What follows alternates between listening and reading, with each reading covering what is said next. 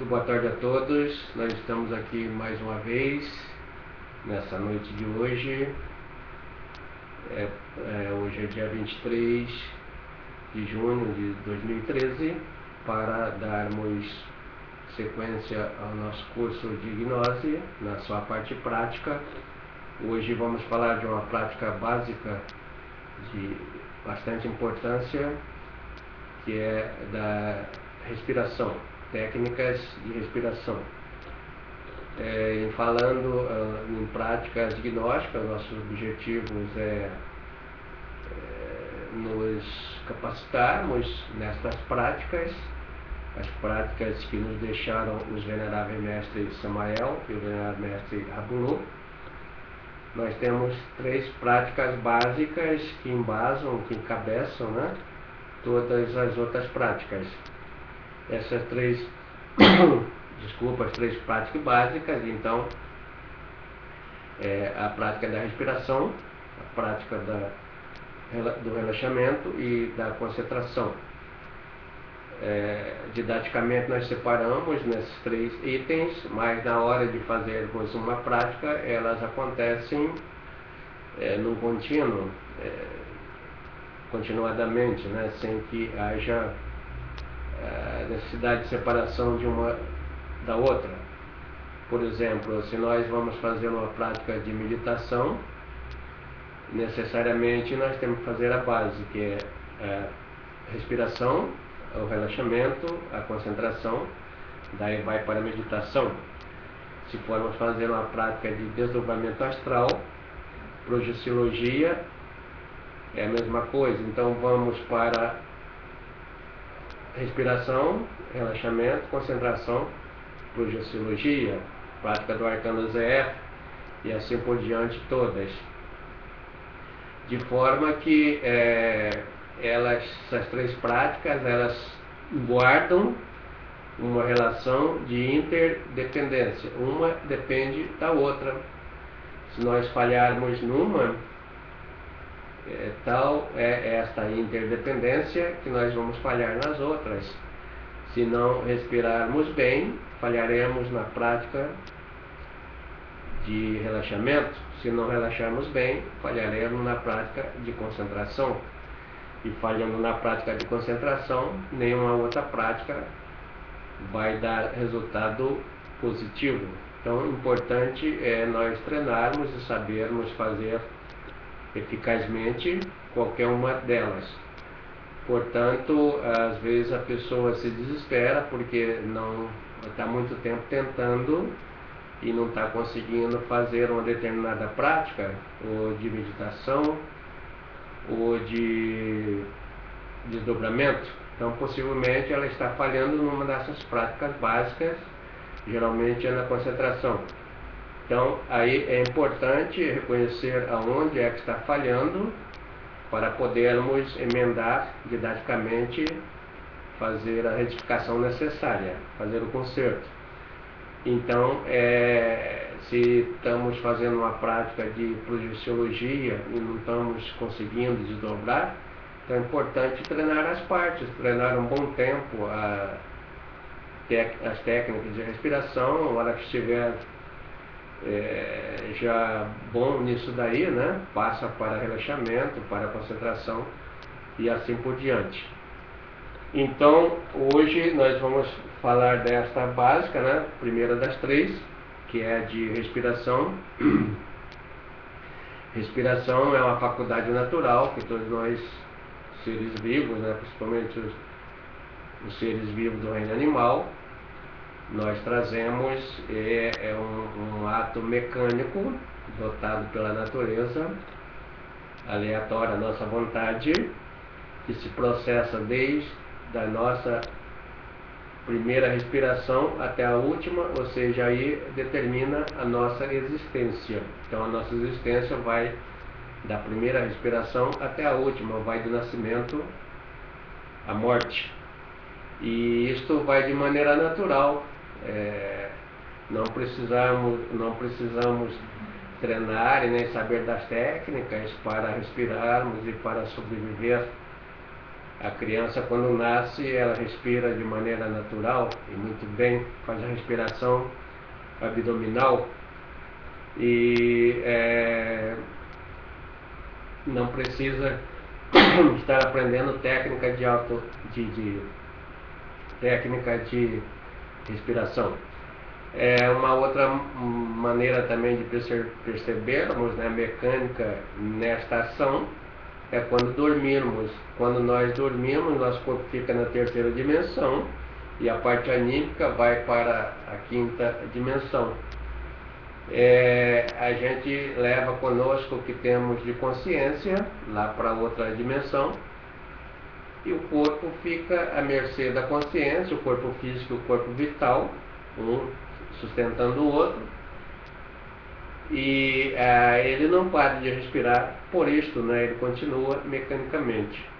Isto, então, quando estamos sonhando, a gente não sabe que hora chegou ali, nem que hora vai voltar, e o corpo, e se o corpo físico, como é que ele está, se ele está respirando ou não. Isso também vai acontecer quando nós morrermos, né? Vamos ficar lá sem uma conexão com o corpo físico e sem sentir a necessidade de estar respirando, porque o corpo físico já foi desconectado do cordão de prata e ele também não tem mais necessidade desta faculdade da respiração. Então, se é um ato natural, qual a vantagem que tem nós treinarmos a respiração, aprendermos as técnicas, há objetivo nisto? Então, a objetividade sim, essa respiração natural, ela nos permite respirar bem. Então, se estivermos respirando bem, não há problema nenhum em aprender técnicas ou não aprender, ou de tomar consciência da respiração. O problema é quando respiramos mal ou por uma deficiência, né?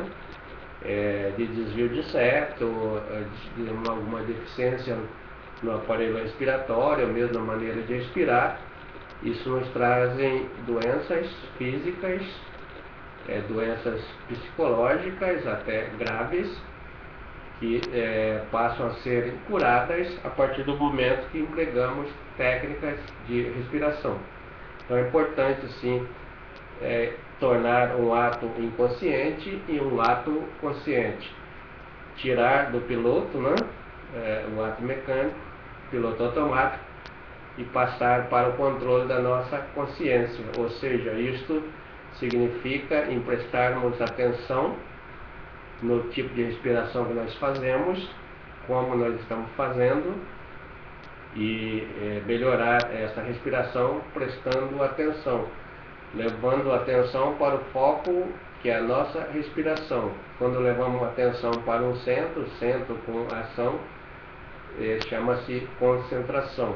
Então, já tiramos o benefício aí dessa prática, que é o ato de concentrar, fazer a concentração na própria respiração, como podemos também fazer a concentração no próprio relaxamento.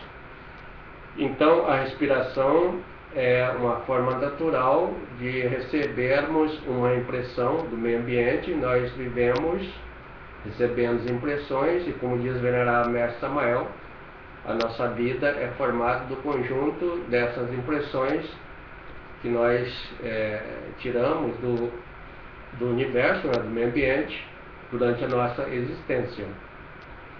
Então, geralmente temos 3 tipos de impressões: a impressão alimentar, que é no sólido ou líquido, né, que retiramos do ambiente, se processa através do nosso aparelho digestório, elimina o que é desnecessário e subtrai aquilo que é necessário. Geralmente são os nutrientes que manda para a corrente sanguínea.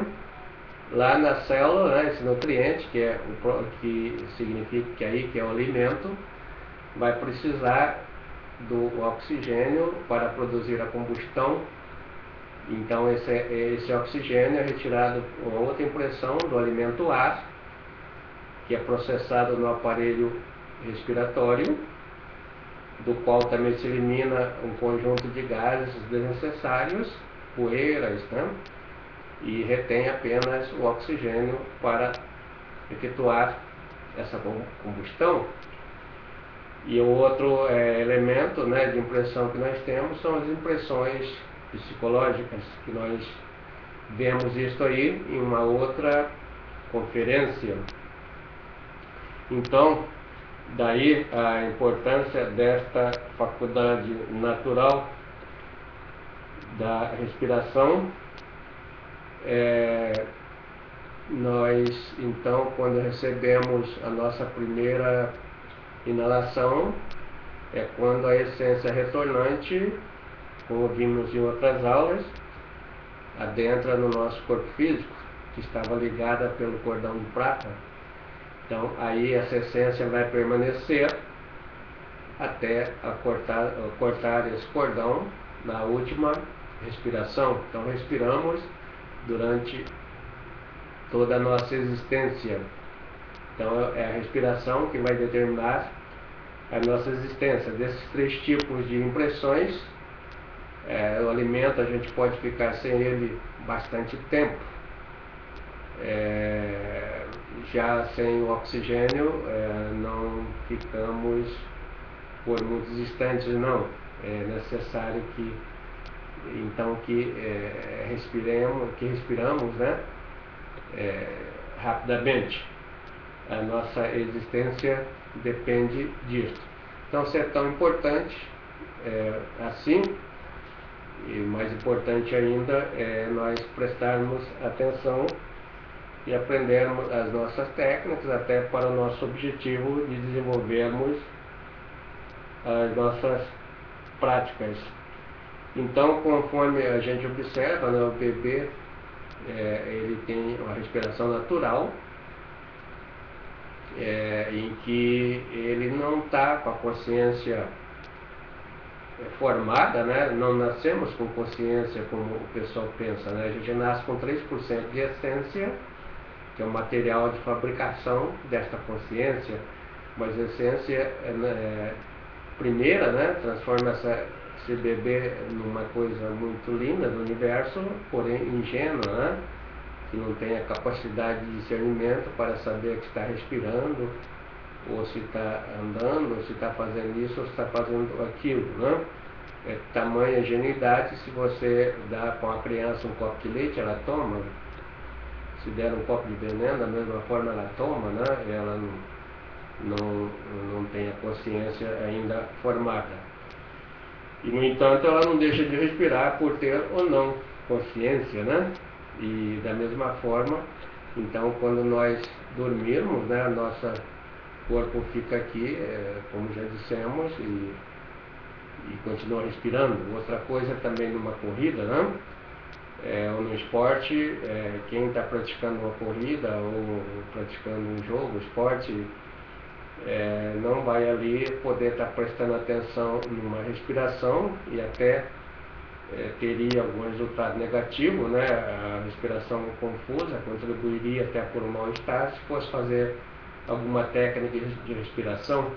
No entanto, o seu organismo continua respirando normalmente. O piloto automático funciona. Então, o ganho maior seria mesmo para se funcionar como um auxiliar de concentração, estar concentrado já no próprio ato de respirar, e para a correção de distúrbios né, na respiração, se existir. Então, quando a pessoa tem uma respiração natural, normalmente ela não tem nenhum distúrbio, mas pode ser que ela tenha desvio de septo, como eu já tive, fiz 2 operações e não foi possível a correção, portanto eu não respirava pelo nariz até os 35 anos, passei a respirar bem, muito bem, a partir dos 35, que descobri, sem querer, correndo, né, treinando corridas para maratonas, aí passei a respirar normalmente. Então hoje eu faço a respiração normal, que todo mundo respira pelo nariz, aquece o ar para que chegue no pulmão na temperatura já adequada, mas tem muita gente que respira pela boca, então vocês vão encontrar autores que defendem este ou aquele modo de respiração. O importante é nós sabermos que nós temos 3 tipos de respiração. Precisamos aprender sobre eles, tomar consciência sobre eles, saber o que significa cada um deles, e qual a maneira correta, se é respirar pelos 3, por 1, por 2, é que vamos estar desenvolvendo aqui agora, né? Então esses 3 modos, 3 tipos são a respiração que é responsável por 60% da nossa capacidade pulmonar, que é a respiração abdominal ou diafragmática. A outra é responsável por 30% da capacidade pulmonar, é a respiração intercostal, ou a respiração aqui do tronco, né? E a última, responsável por 10%, é aqui dos ombros, ou a subclavicular.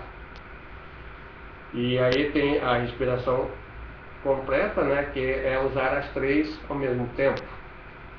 Então a pessoa que respira normal é aquela que respira como o bebê, é a respiração abdominal.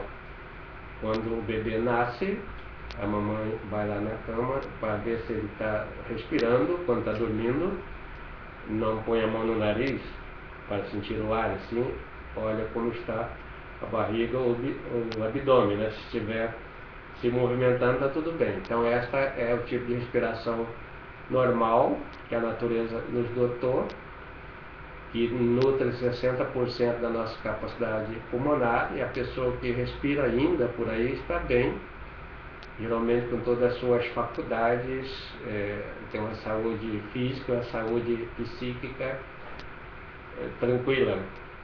O problema é que, devido ao tipo de vida que nós levamos, o estresse do dia a dia da cidade, etc, etc, perde-se essa capacidade natural de respirar e passa-se a respirar com a respiração de 30%, que é intercostal, ou somente com 10%, que é a da subclavicular. Então a pessoa, quando respira pelo abdômen, ele eleva, né? Quando expiramos, e se contrai quando expiramos. O intercostal também eleva, e a gente vai sentir isso fazendo as técnicas com as mãos, como nós vamos ver nos vídeos. Quando inspiramos, expande, então a mão mexe, né? Eleva-se as mãos e depois contrai. E a subclavicular, a pessoa inspira, eleva-se os ombros, né? Então é geralmente a respiração que as pessoas nervosas, as pessoas agitadas, dessa vida agitada na cidade, está fazendo. Ou quando a pessoa está passando por um estresse, está muito nervosa, né? Então ela fica com a necessidade de ar, daí chega as pessoas e respira, né? E ela não consegue respirar muito, porque ela está fazendo essa respiração mais restritas, que lhe enche somente 10% da sua capacidade, da sua demanda, né, de oxigênio. Então, nós vamos aprender no vídeo como fazer corretamente. O correto é nós termos a respiração holística, integral, completa, né? Inspiramos pelo abdômen e vendo ele e sentir ele expandindo, tomando consciência disto. Daí vamos para a intercostal, sentindo as costelas se dilatar, né? Se expandirem, e a caixa torácica também. E elevando na sequência a inspiração para a subclavicular, para os ombros.